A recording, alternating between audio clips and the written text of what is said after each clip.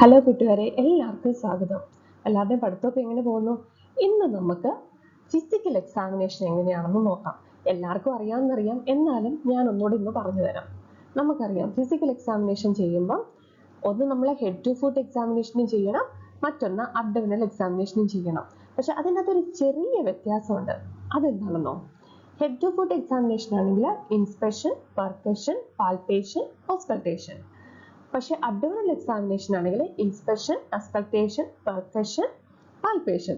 അപ്പൊ ഓർത്തിരിക്കാൻ വേണ്ടിയിട്ട് രണ്ടിടത്തും ഇൻസ്പെക്ഷൻ ഫസ്റ്റ് ചെയ്യണം, പിന്നെ സെക്കൻഡ് വരുമ്പോഴാണ് ബുദ്ധിമുട്ട്.